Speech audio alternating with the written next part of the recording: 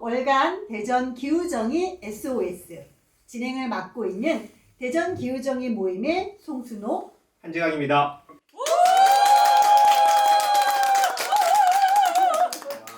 반환이 발전되네요. 이 반응이. 네, 월간 대전 기후정의 SOS는 올해부터 한 달에 한 번씩 대전 시민들과 그리고 기후위기를 걱정하고 기후정의를 열망하는 많은 시민들을 찾아가는 인터넷 방송입니다. 네, 월간 대전 기후정의 SOS는 지구에서 동네까지 기후정의와 관련된 온갖 소식과 이야기를 전하고 있습니다. 지난 1월에 시범 방송을 했죠. 그리고 2월에 1차 방송을 했습니다. 이제 2차 방송으로 여러분을 찾아가도록 하고 있는데요. 관심을 가지고 들어주시면 좋겠습니다. 네, 여기 계신 분들은 지난 1차 방송을 다 보셨을 것 같은데요. 방송 어떻게 보셨어요? 재밌었어요. 정말요? 네, 감사합니다. 네, 저렇게 방송을 보신 분들 가운데 한 분이 시간 가는 줄 모르고 아주 재밌었다는 이야기도 전해주셨고요. 마지막에는 소피가 부른 강물은 흐르네 노래를 따로 편집해 주기도 하셨습니다. 이렇게 노래를 편집하고 공유까지 해주시니까 서투른 진행자들이 조금은 뿌듯했던 것 같습니다. 네, 그렇죠. 다른 분들에게도 유익하고 재미있는 방송이 되었으면 좋겠습니다. 많은 사람들에게 널리 소문 내주실 거죠? 네. 저희들 구독자가 무려 28명입니다. 30명. 네, 저희 목표는 100명을 넘어서 1000명, 10,000명까지 목표를 합니다. 네, 할 수 있겠죠? 네. 네, 이 결의를 모아서 예, 이제 첫 번째 코너를 시작하도록 하겠습니다. 새만금 신공항 백지화 공동행동에서 활동하고 계시는 김나희님의 기후정의 아무거나 네, 이 코너인데요. 오늘은 어떤 이야기를 가지고 오셨을지 김나희님 모시겠습니다. 네. 자, 나이님 어서 오십시오. 네, 반갑습니다. 오늘의 전 주제를 이제 포켓몬볼에서 꺼내도록 하겠습니다.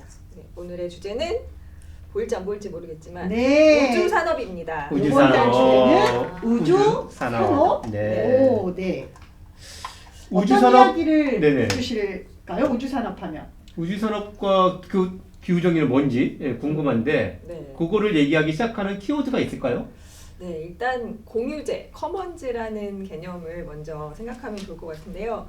제가 그 개념을 처음 느낀 게 중학교 때 어떤 책에서 로켓 발사 한 번으로 하루에 100만 명이 호흡하는 산소를 한 번 발사에 다 써버린다. 누가 그런 권리를 그들에게 주었는가?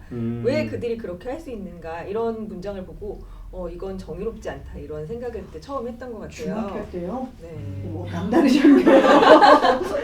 아 중학교 때도 그렇지만 그 내용도 좀 궁금하네요. 그러니까 100만 명이 숨쉴 산소를 로켓 한 번에 다 쏜다. 네. 중학생이 볼 때도 뭔가 부당하게 느낌이 네. 들으셨던 모양이죠. 네네. 그때는 이렇게 산소를 다 써버리면 그러면 우리 어떻게 숨을 쉬나 그게 걱정이 됐는데 네. 지금은 산소가 줄어드는 건 사실 큰 문제가 아니고 네네. 이산화탄소가 발생돼서 지구가 뜨거워지는 게 더 큰 문제라는 걸 이제 우리는 다 알고 있죠. 네네 그렇죠. 네. 그래서 산소는 대기 중에 지금 21%가 있는데 이걸 누가 만들었습니까? 생물이요. 네, 그렇죠. 30억 년에 걸쳐서 네네. 장구한 세월에 걸쳐서 광합성을 통해서 서서히 만들어온 걸 네. 지금 인간들이 그렇게 한 번에 팡팡 쓰고 있고 그것보다 더 큰 문제는 이제 이산화탄소가 네. 과다하게 배출된다는 것이고요. 네. 그렇게 누가 그들한테 그렇게 우리 미래를 망칠 권리를 주었는가? 저는 그게 너무 이제 부당하다는 생각이 들고 게다가 그 돈은 다 우리 세금으로 나가는 것입니다. 그러니까 우주 산업이라는 것이 굉장히 부당하고 우리 미래를 갉아먹으면서 진행된다는 것을 좀 말하고 싶습니다. 네. 정리를 해보면 대기 중에 있는 산소는 이제 문제는 아닌데 더 중요한 거는 대기 중에 지금 배출돼서 나가는 이산화탄소가 문제고 이 이산화탄소가 우리 모두의 대기를 망쳐놓고 있다. 근데 그것에 우주 산업이라고 불리는 것이 기여하고 있다. 라고 얘기를 하는 거고 그 우주 산업을 그냥 하는 게 아니라 괜히 하는 것이 아니라 우리 세금을 들여서 하고 있다. 네. 그러니까 부당하다 이 말씀을 해주시는 거죠. 그러니까 네. 우주 산업이라는 것이 우리가 달을 탐사해 아니면 뭐 화성을 가 이런 게 아니라 결국은 군사 산업이랑 밀접하게 연결이 돼 있고 무기를 그렇죠. 개발하기 위해서 네네. 우주 산업이 이제 진행이 되고 있는 것이거든요. 그래서 네, 유성에는 이렇게 항공 우주 산업 단지가 있지 않나요? 네, 그런 게 있어요? 맞습니다. 대전 유성에 항공우주 산업단지가 있고 그게 이제 클러스터 중에 하나이고요. 그리고 또 우리 근처에 있는 논산도 지금 확산탄 공장으로 지금 크게 이제 뜨거운 감자가 되어 있는데 백성현 논산시장은 논산의 이제 무기 산업을 진흥시켜서 한국의 헌츠빌로 만들겠다 이런 말을 했어요. 근데 헌츠빌이라는 게 잠깐만요. 그 네. 호치빌 대신 확산탄이 뭔지 그 얘기 조금만 설명을 해주셔야 좋겠네요. 확산탄은 네. 그 영화 강철비에 나오는 강철비가 확산탄인데 네. 커다란 모탄에 네. 수십 개 아니면 수백 개의 자탄이 들어있어서 그게 상공에서 터지면 네. 축구장 3개 넓이 정도가 초토화되는 것이고 당연히 그러니까 민간인 피해가 어마어마해서 이거는 네. 원래 만들어서도 안 되고 써서도 안 되는데 우리나라는 지금 휴전 중인 상태라는 이유로 그 무기 확산탄을 확산탄 사용 금지 조약에 가입이 안 돼 있다는 이유로 만들고 있습니다. 근데 그게 논산에 있다라는 거죠. 논산에서 지금 비밀리에 진행이 되고 있다가 지금 들켜가지고 네. 네네. 알겠습니다. 그 얘기는 우리 아마도 좀 다음에 뭔가 제대로 한번 얘기를 해봤으면 좋겠는데 어쨌든 헌치빌 얘기를 하시다가 제가 끊었는데 헌치빌 얘기. 네. 헌치빌을 그러니까 뭔가 헌치빌을 따라해서 논산을 부흥시켜야겠다 이런 말을 할 그럴 곳이 아니고 그 상황을 알면 정말 피가 거꾸로 솟을 그럴 곳인데요. 헌츠빌은 그 2차 세계대전 이후에 나치에 패망한 과학자, 공학자들이 미국에서 이렇게 밀 입국을 시킵니다. 밀 반입을 해가지고 1,500명 정도의 나치 과학자들을 몰래 들여온 거죠. 근데 그 중에 제일 핵심적인 인물은 베르너 폰 브라운이라는 사람인데 이 사람은 어떻게 2차 세계대전 중에 나치의 로켓을 어떻게 만들었냐면은 뭐 집시, 동성애자, 유태인, 공산주의자 그리고 또 다른 전쟁포로 이런 사람들을 강제 노동을 시켜서 그 무려 12,000명이 사망하면서 이렇게 로켓을 강제로 만들다가 네, 그런 끔찍한 일을 벌였던 사람인데 그런 사람들을 들여와서 1,500명 정도의 나치 과학자들을 정착시킨 곳이 바로 헌츠빌이라는 곳입니다. 그런 곳을 한국에 만들겠다는 말을 하고 있는 곳이에요. 전쟁 나치의 전쟁 범죄자들을 모아놓은 도시 이름이 헌츠빌인데 네. 논산을 그렇게 만들겠다 네. 이렇게 말씀하신다는 거죠. 네. 네. 마치 이제 731 부대 생체 실험하던 일본 과학자들이 우리나라에서 몰래 이제 들여가지고 그 사람들 융숭한 대접을 하면서 뭐 우리나라에서 무슨 과학 도시를 만든다 이런 말을 하는 거랑 너무 비슷한 그런 거죠. 비유를 하자면. 네네 그렇군요. 근데 우리가 지금 공유제 얘기도 했었고 커먼즈 얘기도 했고 또 거기에 좀 우주 얘기도 했잖아요. 그래서 그걸 연결해 보면 제가 듣기에는 우주가 커먼즈다, 우주가 공유제다 이렇게 얘기를 하시는 것 같은데 그 얘기를 조금 더 해주시면 어떨까요? 네. 그 1967년에 우주 조약이 이제 생겼는데 뭐 남극도 그렇지만 우주는 어느 누구도 독점할 수 없고 소유할 수 없고 우리 모두의 것이고 평화적으로만 이용되어야 한다 이런 조약이 이미 만들어졌는데 이제 미국을 중심으로 해서 강대국들은 전혀 그걸 지킬 생각이 없고 미국은 그 저궤도가 이제 위성이 돌아가는 저궤도는 우리 라디오 주파수랑 비슷하게 한정된 자원이거든요. 근데 그걸 빨리 어떻게든 점유를 하려고 그 자기 동맹국들한테도 계속 저궤도 위성을 쏴서 거기를 일단 독점을 해라 이렇게 시키고 있습니다. 그래서 원래 아무도 독점할 수 없는 곳인데 독점하고 무기화하고 자기 것으로 이제 만들려고 하면서 우리 미래를 파괴하고 있는 것이죠. 우리도 뭐 요즘 열심히 로켓 쏘고 있는데 이런 거의 일환인 건가요? 말하자면요? 네, 그것도 관련이 되어 있고 그러니까 한마디로 우주판 인클로저 운동이라고 할 수 있는 거죠. 공유제를 사유화하는 것이죠. 우주 쓰레기도 엄청 나겠네요. 그렇게 쏘아 올려 놓은 것들은. 그렇죠. 한번 그리고 결국 부딪혀서 사고가 나면 우리 통신위성 같은 데 부딪혀면은 정말 엄청난 통신 마비가 올 가능성도 있는데 그렇게 마구잡이로 쓰레기를 양산하고 있습니다. 네.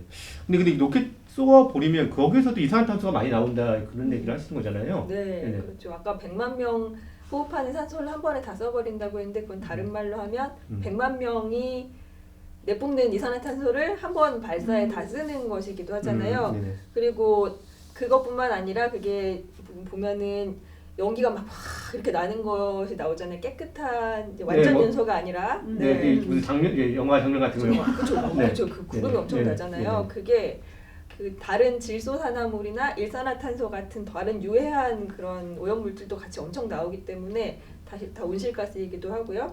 그래서 또 오존층도 엄청나게 파괴를 합니다. 왜냐하면 상공에서 그 오염물질이 나오기 때문에 그 우주 로켓이라는 게 깨끗한 게 아닌 거네요, 한마디로.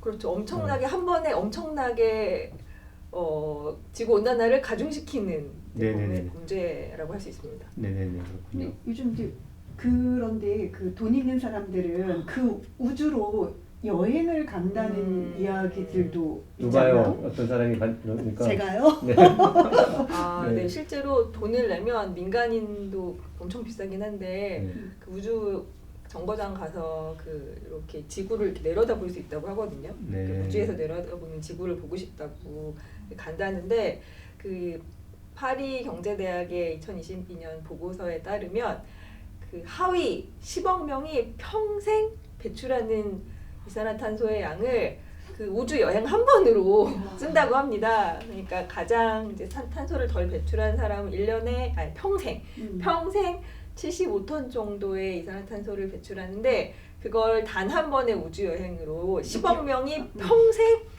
배출하는 탄소를 다 배출을 하는 거예요. 그래서 아니 돈이 있다고 해도 어떻게 이럴 수가 있느냐? 이건 정말 너무 부당하지 않습니까? 엄청난 불평등. 네. 네. 한국도 뭐 우주 항공 산업에 뛰어들고 있고 그리고 뭐 여기에 대한 비판도 있고 대전에서도 얼마 전에 그 강연회도 있었잖아요. 그래서 이 어떤 이야기 우리 한국에서 하고 있는 산업에 대해서 우주 산업이 결국은 군사 산업이잖아요. 하실 말씀이 굉장히 많을 것 같아요. 신공항 백지화 운동 그 투쟁하고도 되게 연결이 되어 있을 것 같고. 네. 지금 윤석열 정부가 다른 과학기술 예산은 다 삭감했는데 또 우주 산업은 또 진흥한다고 하면서 사실 여야가 똑같죠. 민주당도 똑같이 이거는 전혀 아무런 문제의식이 없고 이걸로 우리나라가 먹고 미래 먹거리다 이러면서 그걸 진흥시키려고 하고 있거든요. 우주 산업이 네. 미래 먹거리라고요? 네. 그러니까 그러고 있습니다. 그 하나 같은 그런 하나 시스템 이런 데서 그렇죠. 네, 무기 산업을 막 진흥하려고 하는데 그걸 정부에서 밀어주고 있고 그래서 지금 핵심적인 곳이 대전은 연구 개발을 하고 있고 그리고 경남은 위성체 제작 그리고 제주에서는 그 우주센터가 만들어지고 있고 전남에서는 발사체 제작을 또 특화해서 이렇게 클러스터가 만들어지고 있습니다. 그런데 이게 자본에게 이윤을 가져다주고 군대에게 군사력 증대를 가져다주면 당연히 민중은 생존권이 박탈되고 거기 살고 있는 사람들은 다 쫓겨나는 것이고 그리고 이렇게 지구온난화가 가중화되면 우리는 정말 혈자리가 점점 줄어드는 것이죠. 그리고 신공항을 만들면 제가 지금 활동을 하고 있는 새만금 신공항은 이제 미군 기지인 군산공항이랑 바로 붙어있게 돼가지고 결국은 미군 기지가 확장되는 결과를 낳게 되거든요. 그래서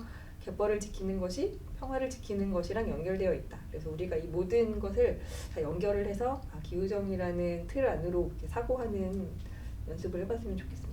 네, 알겠습니다. 너무 재미있었습니다. 그러니까 우주 얘기하다가 갯벌 얘기하다가 이게 다 연결돼 있다. 평화를 지키고 우리 모두의 저기 공유제를 지키는 일이고 기후 위기로부터도 벗어날 수 있는 방법이기도 하다. 이런 얘기를 해주셔서 정말 기후정의 아무거나 딱 맞는 오늘 얘기이지 않았을까 싶습니다. 오늘 저기 이야기 감사합니다. 네. 다음 달에 또 뵙겠습니다. 뵙겠습니다. 네, 나이님이 어려운 얘기를 굉장히 재밌게 해주셨는데요. 이쯤에서 이제 저희가 노래 한 곡 좀 듣고 가야 되겠죠.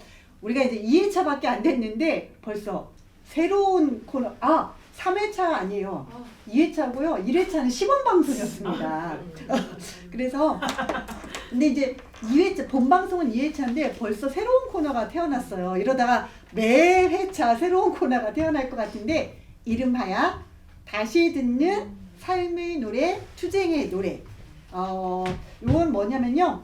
나 때는 심장이 뜨거웠던, 그리고 나 때는 나 때는 목젖이 아파왔던 노래들.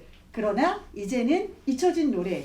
심지어 새로운 세대에게는 굉장히 낯설기도 한, 그럼에도 여전히 함께 들으면 가슴 따뜻하게, 때로는 뜨겁게 만드는 민중의 노래를 듣는 시간입니다. 자, 첫 번째로 준비한 곡은 먼저 노래를 들려드리도록 하겠습니다. 듣고 가도록 하겠습니다. 우리가 죽음을 이기고 합쳐지듯이 남녘땅과 북녘땅이 합쳐지소서.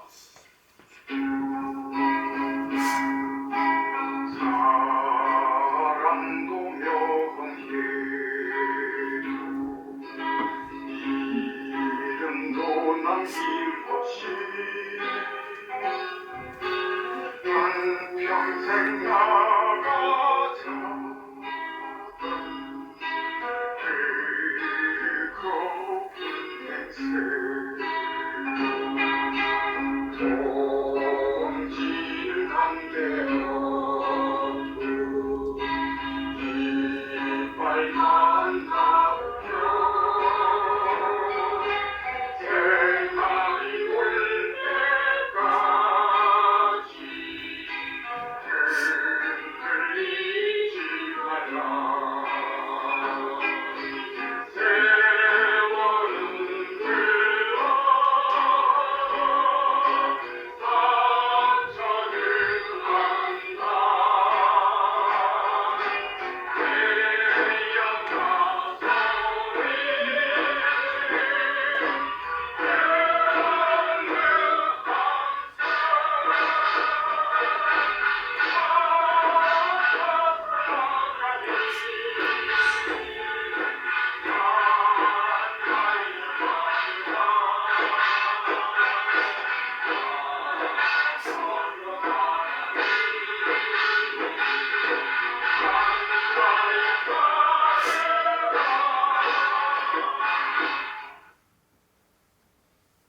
네네.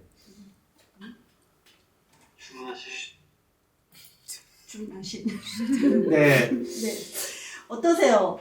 그동안 들었던 노래하고 좀 다르지? 네, 저도 원곡은 처음 들었어요. 네. 어떤 곡인가요, 이 곡은요? 5.18 민주화 운동 당시 시민군 대변인 윤상원의 마지막 날입니다. 윤상원은 1980년 5월 27일 마지막까지 항쟁을 하다가 전남도청에서 최후를 맞이합니다. 님을 위한 행지곡은 1980년 5.18 광주 민주화운동 당시 시민군 대변인으로 활동하다가 계엄군에 의해서 희생된 고 윤상원 씨와 1978년 광주의 노동 현장에서 들불 야학을 운영하다 사망한 노동가 고 박기순 씨의 영혼 결혼식을 1982년에 하는데 그걸 소재로 5.18 민주화 운동을 널리 알리기 위해서 만들어진 노래극 너프리의 맨 마지막 곡입니다. 소설가 황석영이 시민사회운동가 백기환님의 옥중지, 옥에서 쓴 시, 장편시 맷비나리의 일부를 가져다가 가사를 쓰고 당시 전남대 재학생이던 김종률 씨가 작곡을 했습니다. 맷비나리는 1979년에 YWCA 위장결혼식 사건의 주모자로 수감된 백기환 소장의 서울 서대문 구치소에서 쓴 15장의 장편시인데요. 첫 녹음은 황석영의 집에 모여서 악기도 제대로 갖지 않고 녹음 시설도 거의 없는 상태에서 기타와 꽹과리, 북 요 정도만을 가지고 녹음을 했다고 하는데요. 녹음이 끝나자 그 방 안에 모여있던 모든 사람들이 이렇게 전율이 올라왔다고 합니다. 오늘 들으신 노래가 그 처음 녹음한 노래 파일이고요. 이 테이프는 당시에는 이렇게 쉽게 유통할 수가 없었어요. 네, 그래서 그렇겠죠. 기독 청년회 학생들이 1000장을 녹음을 해서 전국으로 몰래 배포를 했고 그것이 지금 우리가 듣는 임을 위한 행진곡까지 됐는데요. 지금은 이제 그 우리 아시아뿐만, 그러니까 우리 대한민국뿐만 아니라 홍콩이라든지 중국이라든지 미얀마, 태국과 같은 아시아 전 지역의 그러니까 민중이 함께하는 노래가 됐고요. 저도 이 노래는 처음 대학 갔을 때 선배들한테 이렇게 따뜻하게 줄 서가지고 똑바로 부를 때까지 불렀던 네. 기억이 있는 노래입니다. 네네, 그렇죠. 저도 이 임을 위한 행진곡 처음 녹음곡은 처음 들었는데요. 저는 대만에 있는 활동가들, 그리고 홍콩의 활동가들이 이 노래를 부르는 것을 보고 되게 놀랬던, 그래서 말하자면 동아시아 지역의 인터내셔널 같은 이런 노래였다는 생각이 좀 들었었는데요. 네, 이제 노래를 잘 들어봤으니 이제 두 번째 코너를 들어가 보겠습니다. 우리 방송의 하이라이트죠. 토크쇼 기우정이 뭐래? 뭐래. 네, 뭐래? 이게 질문하는 겁니다. 네, 오늘 주제는 탈석탄과 정의로운 전환입니다. 기후위기가 심각해지면서 과감한 온실가스 감축이 세계적인 화두이죠. 특히 온실가스를 가장 많이 배출하는 석탄발전소를 폐쇄해야 된다. 이런 주장이 널리 받아들여지고 있고, 한국도 노후 석탄발전소 폐쇄 지금 본격적으로 추진하고 있습니다. 그러나 석탄발전소에서 일하는 노동자 어떻게 되나? 또 석탄발전소가 자리 잡은 지역은 또 어떻게 되나? 이런 고민을 많이 할 수밖에 없는 상황입니다. 그래서 정의로운 전환이 필요하다 이렇게 말씀을 하고 있는데 이 얘기를 좀 자세히 나누기 위해서 석탄발전소에서 일하는 노동자 송상표님을 모시도록 하겠습니다. 어서 오십시오. 먼 길 오시냐고 참 힘드셨을 것 같은데요. 시청자 여러분들께 송상표님에 대해서 조금 더 자세한 소개가 필요할 것 같아요. 그래서 태안에 있는 석탄 발전소에서 일하고 있다. 이 정도만 지금 소개를 해주셨는데 상표님은 언제부터 석탄 발전소에서 일을 하셨는지 또 지금 현재 어떤 일을 하고 계시는지 본인 소개를 아주 구체로 구체적으로 좀 해주셨으면 좋겠습니다. 네, 네. 다시 한번 인사드리겠습니다. 네네. 안녕하세요. 예, 발전소에서 일하는 소개받은 송상표라고 합니다. 제가 발전소에서 일하게 된 거는 2005년부터 일하게 되었고요. 그래서 일한 지는 한 이제 20년이 20년 넘었네요. 예. 1월 달부터 제가 했으니까 만 20년이 지났네요. 제가 하는 일은 발전소에서 경상정비 업무라는 것을 하고 있는데 여러분들 이 용어가 좀 생소합니다. 예, 어려워요. 생소하시죠? 네. 경상정비 업무라는 것은 평상시에 석탄화력 발전소에는 많은 이제 그 전기를 생산하기 위해서는 설비들이 있지 않습니까? 그 설비들을 평상시에 고장이 났을 때는 그걸 그 고장을 그 정비를 하는 일을 하고요. 그리고 정비라든지 고장 유무가 없을 때는 평상시에 고장이 안 나도록 이걸 유지 보수 계속하는 업무를 하고 있습니다. 계속 돌아다니면서 계속 이렇게 지켜보면서 예. 가동되는지 보고 고장 나면 빨리 고치고 예. 뭐 이렇게 한다는 말씀이신 거죠? 예, 네네. 그렇습니다. 네, 그런 유지 보수 업무를 하신다고 하셨는데 그 얘기를 해야죠. 우리 기후 위기 얘기하는 거니까 앞서 얘기 좀 했으니까 석탄 발전소에는 기후 악당이다 이런 얘기는 때때로 하잖아요. 예, 네네. 맞습니다. 나중에 그 말씀도 하실 텐데 이 얘기 정말 하실 얘기 많으시죠? 하시는데 어쨌든 온실가스를 마구마구 내니까 기후 변화를 야기하는 주범이다. 그래서 기후 악당이다 이런 얘기를 하고 있는데 또 한편에는 아까 말씀드린 것처럼 탈석탄 운동이 벌어지고 있죠. 그건 충분히 이해되죠. 기후 위기 심각하니까 온실가스를 줄여야 되고 줄여야 되니까 석탄 발전소를 줄여야 된다 이런 얘기를 하고 있죠. 근데 언급한 것처럼 그렇게 됐을 때는 그 석탄 발전소 노동자 일자리를 잃게 된다는 분석도 있고 하는데 이거에 대해서 석탄 발전 노동자 입장에서 되게 복잡한 마음이 있으실 것 같아요. 예. 네. 어떠실까요? 이 질문을 많이 받는데 받을 때마다 어떤 대답을 하는지 또 좀 저도 제 나름대로 다시 되뇌게 되고 또 대답할 때마다 답이 틀려질 때도 있고 그렇더라고요. 저는 뭐 석탄화력 발전소가 기후 악당의 주범, 그리고 미세먼지의 주범, 그리고 탄소 배출량이 가장 많지 않습니까? 근데 또 2위 기업인 또 포스코에서도 잠시 다녔거든요. 아. 이 발전소에 다니기 전에 한 10년 동안 포스코에서 또 기후 확장되면 쫓아다니는 그렇게 그러다 보니까 네. 기후 악당인 기업명 찾아다니가지고 이렇게 해가지고 더 마음이 아픕니다. 네, 그 맞습니다. 저는 발전소에서 일하는 노동자들은 미세먼지 죽음이고 아까 말씀하신 것처럼 탄소가 가장 많이 배출되는 기후 악당 기업에서 일하고 있습니다. 하지만 그곳에서 일하는 노동자들이 기후 악당이지는 않지 않습니까? 그렇죠. 네. 그렇죠. 기업이 기후 확장이지 노동자가 기후 확장이다. 이건 예. 좀 다른 얘기죠. 예. 네. 그러나 기후 악당이라는 기업에 다닌다는 그 사실만으로도 좀 마음이 아프고요. 네네. 그런 이야기를 들을 때. 네. 솔직히 말해서 그저 저희들은 열심히 회사를 다니는 거거든요. 열심히 일하고 있는 네. 거거든요. 네. 그리고 정부의 그 폐쇄 계획대로 보면 발전소 폐쇄 계획대로 보면 약 8천 명이 직장을 잃을 수 있다. 그리고 LNG 발전소로 전환되더라도 약 5천 명이 직장을 잃을 수 있다. 이런 보고서가 있어요. 사실은 연구가 있고. 네. 하지만 이거는 수치로만 보이는 이런 결과고요.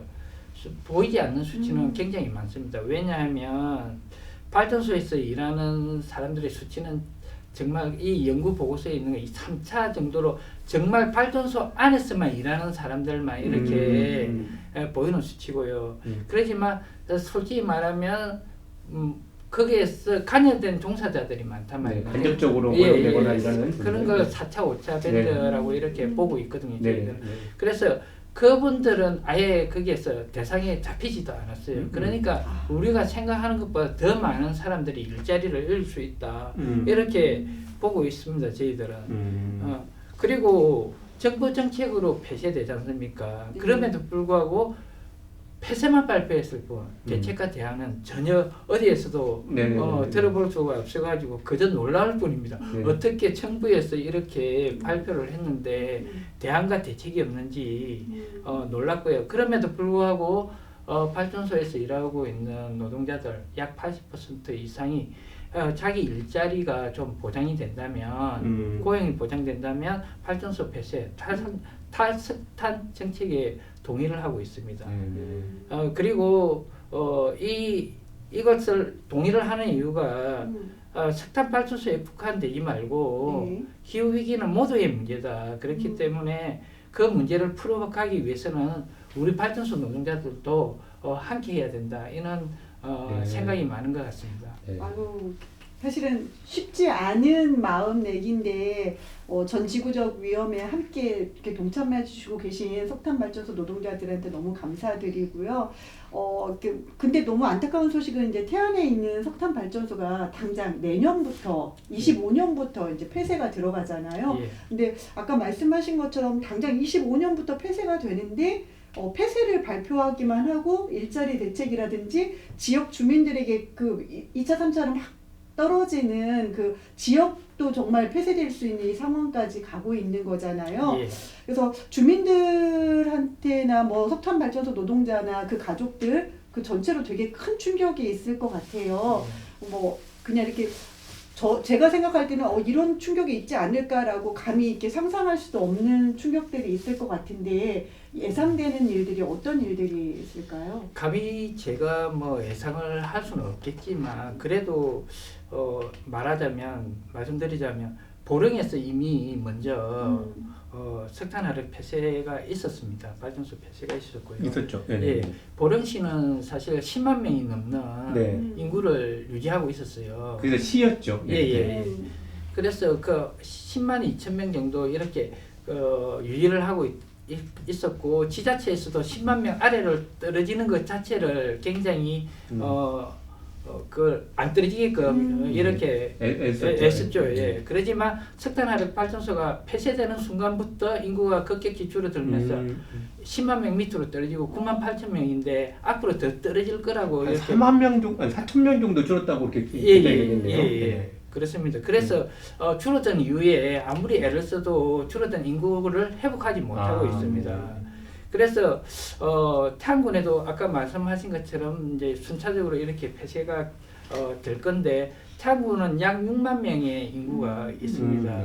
6만 명의 인구가 있지만 폐쇄가 되면 한 3천 명이 태안군을 떠날 것이라고 이렇게 예측하고 있습니다. 그러지만 태안군 중에서도 6만 명 중에서도 태안읍에 사시는 분들이 대부분일 거라고 이렇게 생각하는데 태안읍에서 6만 명이 사는 건 아니지 않습니까? 그렇죠. 예, 그래서 3천 명이 떠나면 더 많은 피해가 태안읍 자체가 큰 비게 될 수도 있겠네요. 네. 그렇죠. 네. 그러니까 3천 명이 떠나가게 되면 거기에서 뭐 관련적인 직종의 일을 하는 사람도 있을 거고 그 소상공인이라든지 이런 분들도 있을 겁니다. 그럼 떠나가면 소상공인은 뭐 장사가 안 되겠죠. 그걸 보면 연쇄반응 이게 죠 실험 뭐 이렇게 날이 갈수록 실험이 깊어질 것입니다. 장사도 안 되고 그러지만 또 떠나고 싶어도 떠나지 못하는 이들이 있을 거 아닙니까? 남아있는 그렇죠. 사람들도 이런 분들도 견디다 못해 떠날 수밖에 없는 환경이 조성될 수밖에 없다고 이렇게 예상되고요. 인구가 줄면 지역사회에서 벌어지는 일은 이미 우리가 많이 경험했습니다. 개도 만 원짜리 돈을 물고 다닌다는 태백 시 같은 경우에 탄광 산업이 한참 번성했을 때는 그런 말이 있었지 않습니까? 그렇죠. 네. 예, 그러나 지금은 어떻습니까? 석탄 산업이 무너지고 나서 태백 시를 봤을 때 과거의 영광은커녕 지금 회복 불가로 변해버린 도시로 이렇게 전락해 버렸습니다. 이게 아까 말씀하신 것처럼 도미노처럼 모든 것이 한꺼번에 온다는 것이 너무 무서운 거죠. 태안도 그렇게 붕괴될까봐 걱정입니다. 그러니까 발전소가 폐쇄되면 발전소에 일했던 노동자들이 일자리를 잃고 떠날 수밖에 없고 그렇게 될 경우 지역사회가 붕괴될 수 있다 이렇게 말씀을 해주신 것 같고 그런 걱정을 하고 계신데 어쨌든 이게 정부 정책으로 인해서 폐쇄되는 거니까 정부가 대책도 당연히 내세워야 될 것 같은데 앞서 대책이 없다 이런 말씀을 해주셨어요, 그렇죠? 예. 그래서 어떻게 정부 대책이 없는 건지, 뭐 그 답답함 그리고 뭐가 문제인지 이 얘기도 좀 해주시면 좋을 것 같습니다. 한숨부터 나오는데 정부의 대책이 왜 없는 거냐? 저도 모르겠습니다. 솔직히 말해가지고 다 선진 사례의 어떤 산업이 무너지거나 전환됐을 때 거기에 대한 선진 사례가 있거든요. 그럼에도 불구하고 아무런 대책 없이 발표했다는 데서 아까도 놀라움을 금치 못한다고 그랬잖아요. 그래서 지금 발전소 노동자들은 요즘 해자되는 말이 있잖아요. 각자 동생. 각자 도생만 준비하고 있지 않을까 이렇게 봐야 된다. 알아서 니들이 살아남아라 이런 얘기. 그래서 저희들은 이제 나름대로 발전소 노동자라고 해가지고 여러 가지 연구를 안 하는 것도 아니고 또 사례도 이렇게 보고 우리가 또 어떤 대책을 세워야 될까 이런 것도 하고 있거든요. 그래서 외국의 사례들을 일단 보면 많은 사람들이 지역 주민이나 이해관계자들이 거기 많이 모였어. 서로의 각자의 생각을 이야기를 하고 하는 자리를 만들어요. 거버넌스를 만들어가 해결책을 정부가 찾고 지자체가 찾는 게 아니라 모든 이해 당사자들이 다 같이 모여가지고 해결책을 찾아야 한다. 이런 내용이 있음에도 불구하고 우리 정부는 그러지 않고 있거든요. 이야기 듣는 자리 자체를 안 만든다는 거죠. 그래서 일단은 좀 제발 좀 만나달라. 만나서 이야기하는 자리를 만들어달라. 이렇게 이야기를 하고 있습니다.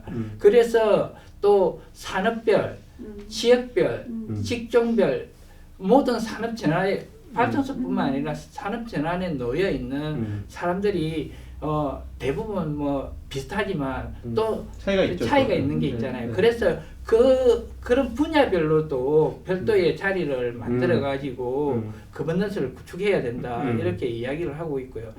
발전소는 이제 폐쇄가 이미 결정이 됐지 않습니까? 그래서 저희들은 이제 교육이라든지 여러 가지가 있는 건 좋지만 일단 우리의 고용이 유지가 돼야 되지 않습니까? 그래서 우리도 우리의 뭐 부양해야 될 이런 여러 가지 내용이 있지 않습니까? 그래서 선고용이 되어야 된다. 어느 뭐 발전소에 꼭 들어가야 된다는 게 아니라 어떤 고용이 유지된 상태에서 그다음 그 고용이 먼저 되면 거기 만약에 발전소가 아닌 다른 산업으로 간다면 그 업무를 잘 모르지 않습니까? 네.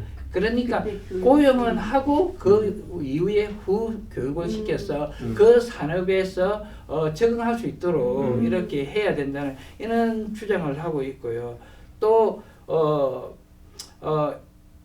무엇보다도 지금 민간 자본이 너무 많이 들어와 있어요. 에너지 시장에. 에너지 시장에. 예. 네. 그래서 에너지 시장만큼은 공공 에너지가 에너지 전환이 돼야 된다. 재생 에너지 전환으로. 특히 일반 에너지가 아니라 재생 에너지로 해야 된다. 이렇게 생각하고 있고요. 지금 재생 에너지 시장은 대부분이 90% 이상이 민간 자본이 큰 기업 자본이 그리고 외국 자본까지도 이렇게 들어와 있죠. 예, 우리 그 재생에너지 시장을 먹잇감으로 이렇게 생각을 하고 있거든요. 네네. 그래서 안타깝고요. 이번에 진짜 우리가 이야기하는 게 뭐냐면 민간 자본이 들어오지 못하게 해야 된다. 그렇게 구축돼야 된다. 기존의 민간 시설 그 석탄 화력이라든지 민간에서 운영하고 있는 그런 것들도 정부에서 매입을 한 후에 정부에서 공공성을 내세워 가지고 시민과 국민 그 에너지 주권을 만들어 가야 된다 이렇게 생각을 하고 있습니다. 네. 네, 굉장히 중요한 이야기인 것 같아요. 사실은 이게 공공성을 가진 아까 그 나이님도 커먼즈에 대한 얘기를 했는데 그래야지만 노동자들의 뭐 정의로운 고용도, 일자리 고용도 되고 지역 상생도 일어날 수 있을 그렇죠. 것 같아서 민간 자본이 들어오는 건 어떤 경우에도 막아야 되는데 요번 달 30일이죠.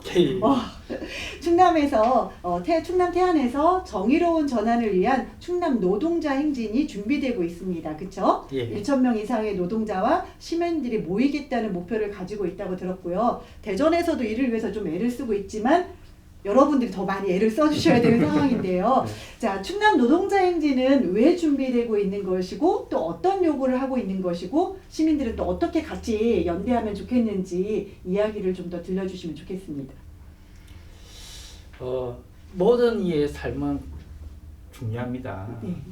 그래서 정부와 지자체의 시혜가 아니라 왜 준비했느냐면 아래로부터 노동자가 주체가 되고 당당한 투쟁으로 노동자 투쟁 그리고 노동자가 앞장서고 시민사회가 함께 연대하여 기후정의를 확대하고 누구도 홀로 남겨두지 않게 우리가 투쟁하고 힘을 모아 사회운동으로 한번 만들어보자.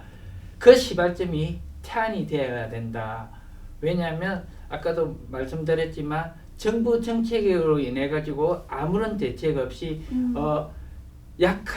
가장 약한 고리를 이렇게 만들어 가지고 피해를 입히는 거거든요. 네. 정부에서. 그래서 우리가 여기에서 한번 출발점을 만들어 보자 해가지고 모여가지고 모이겠다는 목표를 가지고 했습니다. 네. 그리고 뭐 요구는 뭐 7대 요구를 했는데 여기서 다 뭐 네. 이야기를 드리기는 쉽지를 않고요. 네. 그렇지만 기후재난으로 어쨌든 피해를 보는 농민 그리고 시민들의 일과 삶을 지키자. 노동자들도 마찬가지고 모두의 존엄된 삶을 지키자. 이런 목적으로 가장 큰 하도는 그겁니다.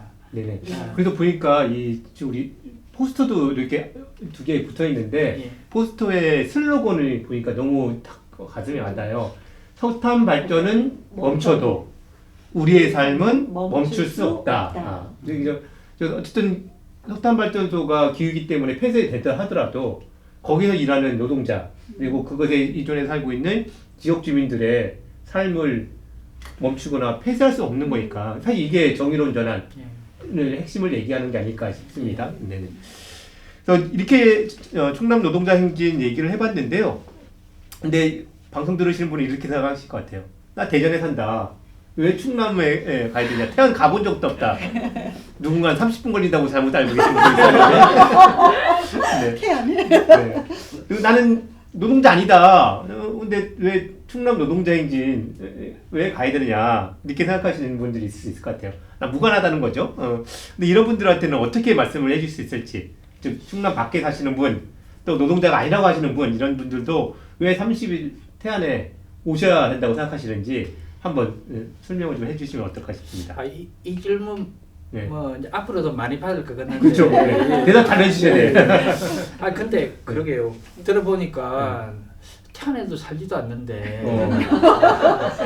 노동자도 아닌데 3월 30일 왜 충남 정의로운 전환을 위한 충남 노동자 행진에 네. 내가 참여해야 돼? 네.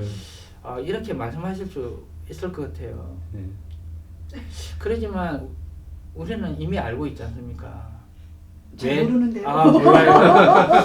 아니 이것이 네. 발전소 노동자만의 일이 아니잖아요. 그렇죠. 이미 우리는 알고 있다는 거죠. 거기에 대해서 우리는 이미 각자의 자리에서 또는 기후행진처럼 다 같이 모인 자리에서 기후정의를 외치고 정의로운 전환을 이미 외친 사실이 있고 기억이 있습니다. 그렇죠. 맞습니다. 네. 기후 위기에 사는 시대에 사는 모두가 위기 있지 않습니까? 여기에서 저는 위기가 아니다 이렇게 말씀하실 분은 없을 것 같아요. 네. 우리 주변의 이웃, 동료, 가족, 사랑하는 사람을 지키기 위한 자리인 것 같아요. 그게가. 네. 그래서 노동과 시민 사회 대중이 함께하는 정말 아까 말씀하신 정의로운 전환을 한번 만들어 가보자. 우리가 여기에 사회 운동의 시발점을 만들어 보자. 노동은 노동자만 노동운동은 노동자만 해야 되는 게 아니고 그렇죠. 네. 그리고 또 기후정의라든지 뭐 이런 거는 또 기후정의 활동가만 하는 게 아니다. 이제는 모두가 함께 해야 된다. 노동운동도 대중이 외면하는 노동운동은 있을 수 없다. 외면 받잖아요. 힘을 받을 수 없다고 생각하거든요. 우리 발전소 노동자들도 그걸 알고 있기 때문에 진짜 석탄하는 발전 이게 슬로건이지만 석탄 발전은 멈춰도 우리의 삶은 멈추면 안 되지 않습니까? 그래서 누구도 홀로 되지 않는 홀로 남겨두지 않는 그런 세상을 만들어 보자.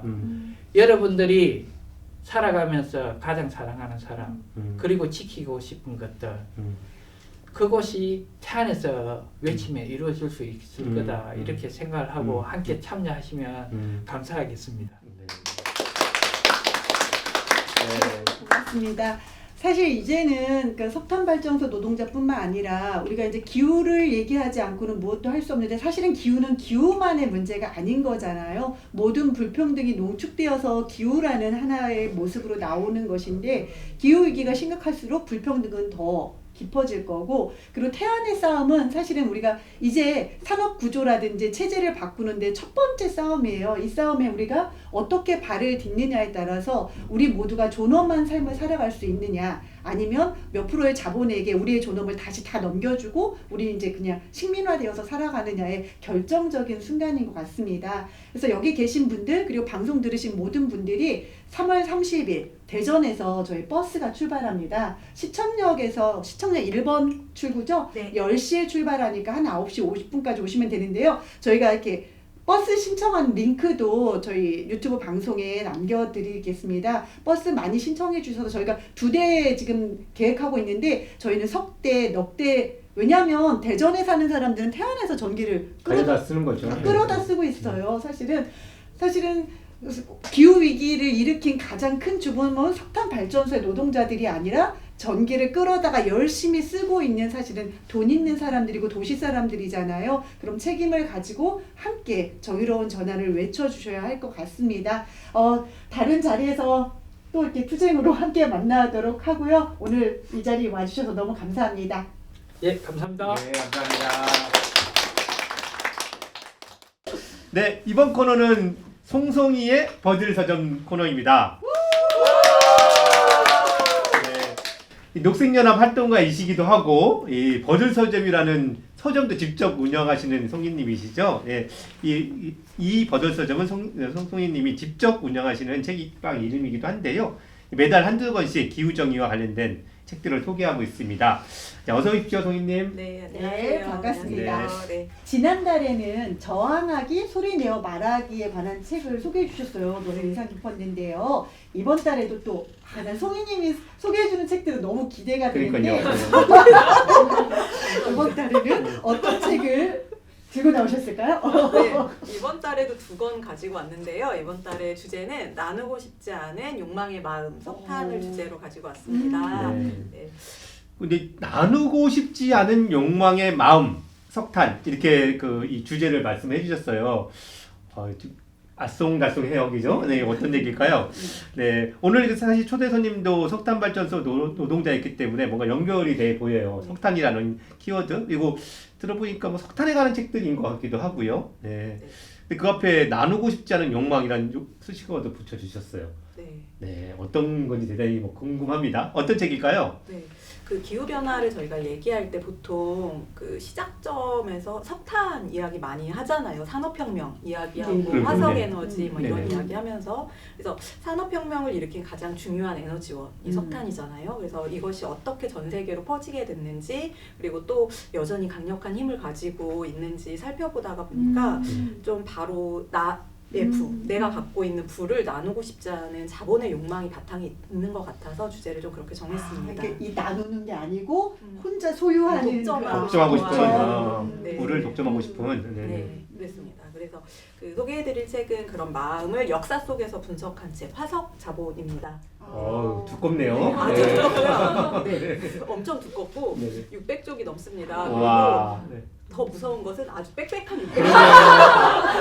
저한테 노안한테는 좀 어려운 책이네요. 그렇습니다. 네.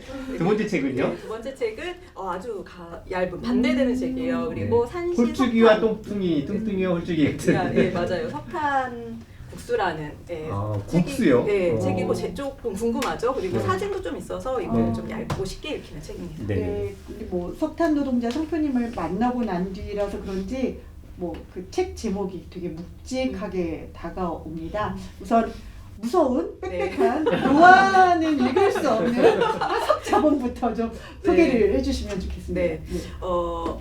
이 책은 스웨덴의 정치 생태학자이자 기후활동가인 안드레아스 말름의 박사학위 논문을 번역한 책입니다.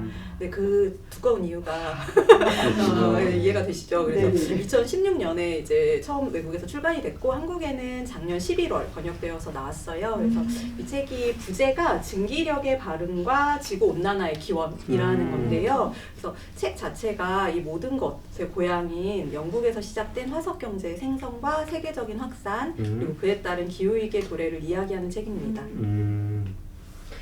조금 그러면 어떤 내용을 담고 있는지 조금 더 설명을 네. 부탁드리겠습니다. 그 영어로 동력이랑 그리고 권력은 파워라는 똑같은 단어를 쓰고 있어요. 동력도 파워, 권력도 파워. 그래서 이 책은 우리말로 번역을 하면 동력, 권력 그리고 파워로서의 석탄이 영국에서 이제 주 에너지원, 동력원이 된 과정을 밝히고 있습니다. 그래서 1784년 석탄을 에너지원으로 사용하는 증기기관이 특허와 함께 와트 우리 학교에서 많이 배웠죠. 전혀 저 이해를 못했었는데 네, 그 증기기관이 특허와 함께 이제 영국 산업 현장에 투입이 되면서 그동안 주 에너지원이었던 수력을 대체하는 과정을 그리고 있습니다. 그러면서 특정한 경제적 과정과 특정한 형태의 에너지가 서로 약간 굳건하게 결합되는 동력 권력의 화석 경제를 보여줍니다. 당시에는 이제 수력이 증기력보다 훨씬 강한 동력을 얻을 수 있던 상황이었대요. 그렇죠. 네, 그럼에도 불구하고 동력을 일으키는 에너지원인 이 물, 그 수력의 그 에너지원인 물은 한 번 또 장소를 확보하면 추가 비용 없이도 쓸 수가 있었대요. 근데 석탄은 매번 구입을 해야 되는 거죠. 그래서 비용적 부담도 있었대요. 그럼에도 증기력을 택한 것에 몇 가지 이유가 있다고 하는데요. 첫 번째는 수력이 개인에게 종속되는 사유제가 아니라 공유제라는 점이었다고 합니다. 오히려 그것 때문에.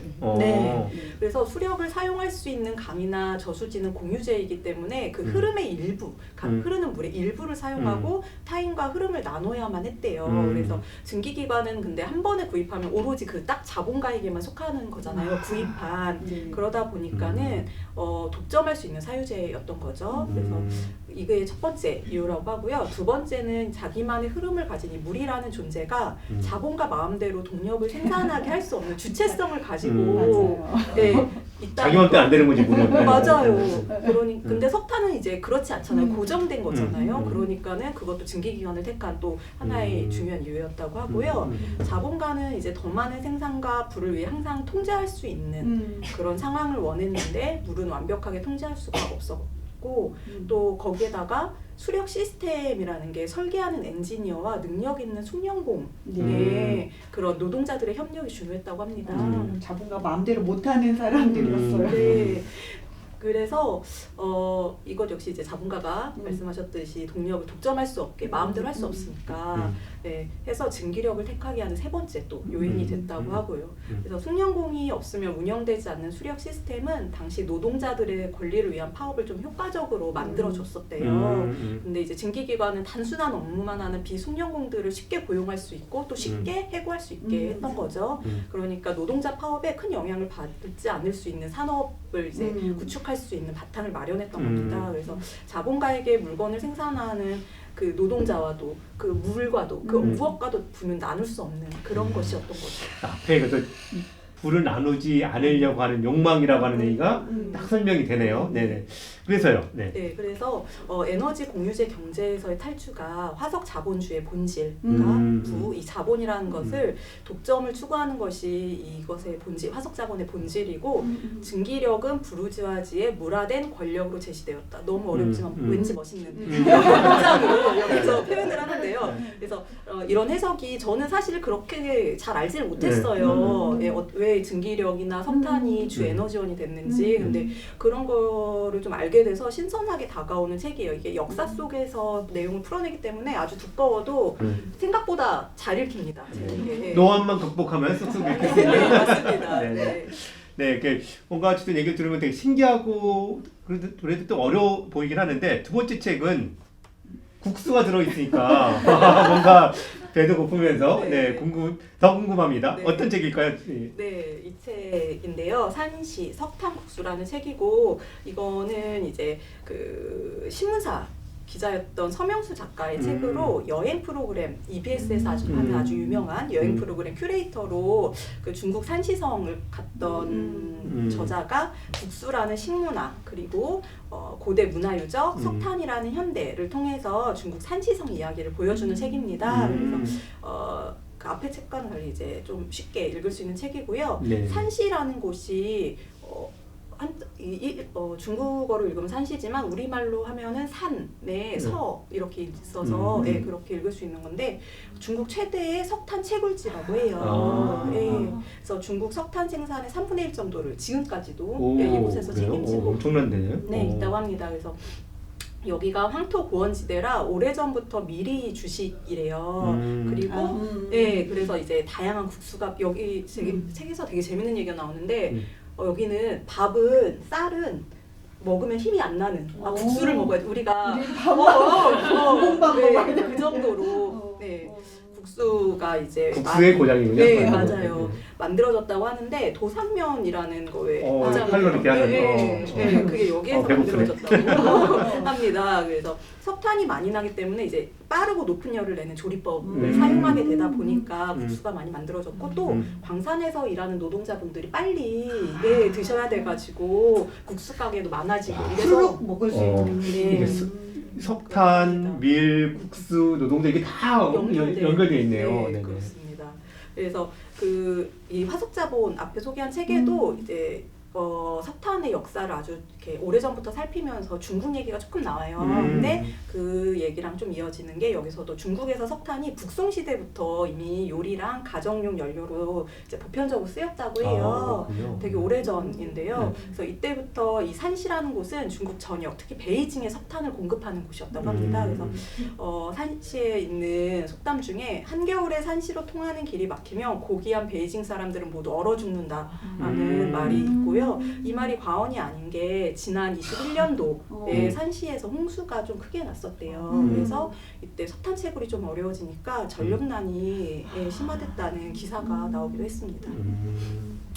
최근 산시 석탄이 이제 가져온 벼락부자 광산주들 이야기도 다루는데요. 그때 공산당의 유착과 부패 그리고 그로 인한 또 노동자들의 열악한 임금과 안전시설 없는 광산에서 일하는 불안, 수없는 사고와 인명피해 등을 이야기하고도 있어요. 그래서 타인의 죽음을 좀 외면하면서도 지키려는 화석자본의 행태를 뒷부분에서 고발하고 있기도 한데요. 이게 10년 전에 나온 책이거든요. 2014년에 출간이 되었는데 산시 그러니까 10년 전이면은 중국도 엄청나게 그때부터 지금까지 발전을 한 나라잖아요. 근데도 불구하고 작년까지도 이 광산 사고가 멈추지를 지금 않고 있는 곳입니다. 그래서 화석 자본이 여전히 누군가의 피위에 그리고 대가 없는 희생 위에 세워지고 있다는 거를 그리고 그런 탐욕에 불하는 거를 생각해 볼 수 있는 책입니다.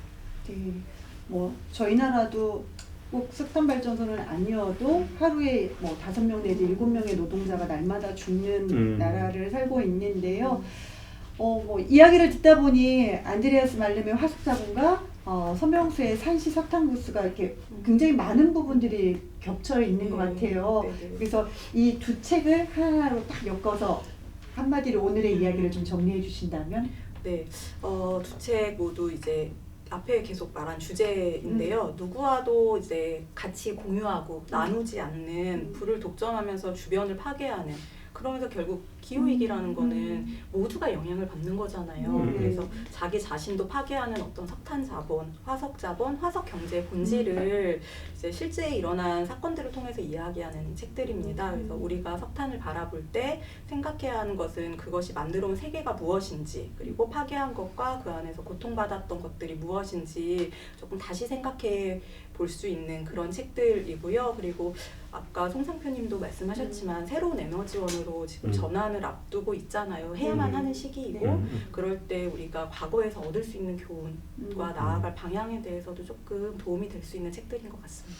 네. 와. 네. 매번 좋은 책 소개해 주셨는데 두 권의 책도 흥미롭게 잘 들었습니다. 다음 달에도 더 흥미롭고 재밌는 책 네. 부탁드리겠습니다. 네, 감사합니다.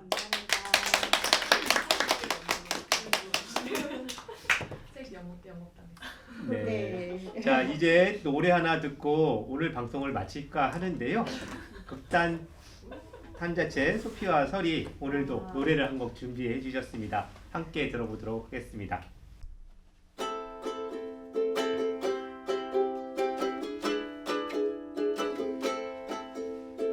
사랑도 명예도 이름도 남김없이 한평생 나가자던 뜨거운 맹생 동지는 간대 없고 깃발만 나부껴 새날이 올 때까지 흔들리지 말자. 세월은 흘러가도 산천은 안다.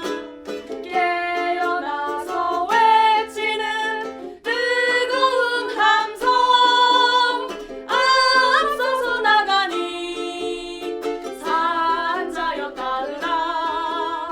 앞서서 나가니 산자여 따르라.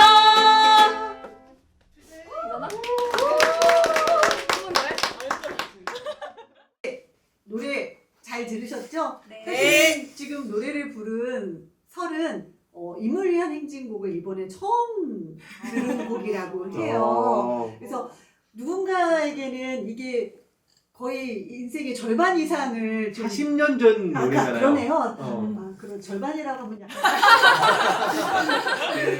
짚을 것까지는 없으신데. 하여튼 40년 전 노래를 네.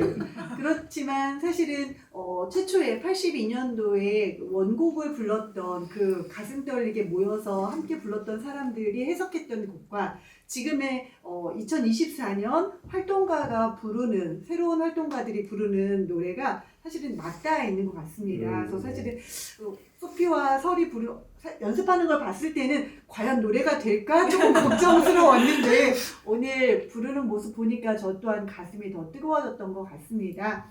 너무나 애쓰셨고요. 저희 이것으로 대전 기우정이 SOS 2차 방송을 마치려고 합니다.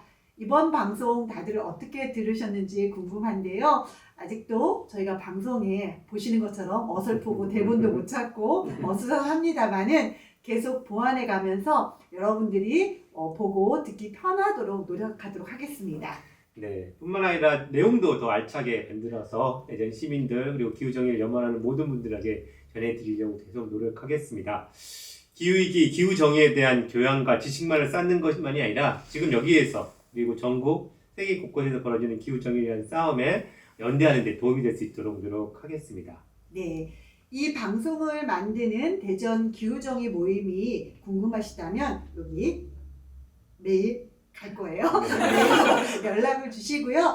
매달 하는 정기 모임에도 참석할 수 있습니다. 화면엔 등장하지 않지만 오늘 방송을 위해 아주 많은 분들이 수고해 주셨습니다. 방송 장비 준비와 편집을 맡아주신 탄소 잡는 채식생활 네트워크의 오민우님 고맙습니다. 그리고 오늘 특별히 또 이곳에 와서 녹화를 해주고 있는 탄잡체의 휘님도 감사드리고요. 녹화 장소와 각종 장비를 빌려주시고 도와주신 대전 아트시네마에게도 감사 인사를 드리고요. 방청객으로 와주신 모든 분들에게 감사드립니다. 네. 이제 끝을 내야 되는데요. 그 전에 두 가지 광고 말씀드리려고 합니다. 대전 기후정의 모임이 대전 기후정의 학교를 진행하고 있습니다. 이번에 4차 학교인데요. 기후정의하고 인권, 페미니즘, 평화, 장애, 노동 등의 다양한 이야기들이 어떻게 연계되어 있는지 배울 수 있는 강의를 준비하고 있습니다. 지금도 계속 수강 신청을 받고 있거든요. 여러분들도 참여를 해주시면 좋겠습니다. 이 또한 여기 링크에 달아두도록 하겠습니다. 네, 끝이 아닙니다. 두 번째 광고입니다. 우리 오늘 계속 이야기를 나눴는데요. 3월 30일 태안에서 열리는 충남 노동자 행진을 참여하기 위해서 아까도 말씀드렸어요. 대전에서 버스가 준비되어 있습니다. 많은 분들이 함께 가셨으면 하고요. 교통비는 15,000원입니다. 왕복. 이렇게 편도만 갔을 때는 절반으로 또 줄어요. 네. 왕복 15,000원이고요. 버스 링크도 오늘 민우님이 할 일이 되게 많아요. 아래 링크를 달아두도록 하겠습니다. 그럼 저희 건강하게 다음 달에 또 뵙는 걸로 하겠습니다. 모두 애쓰셨습니다. 네, 고맙습니다.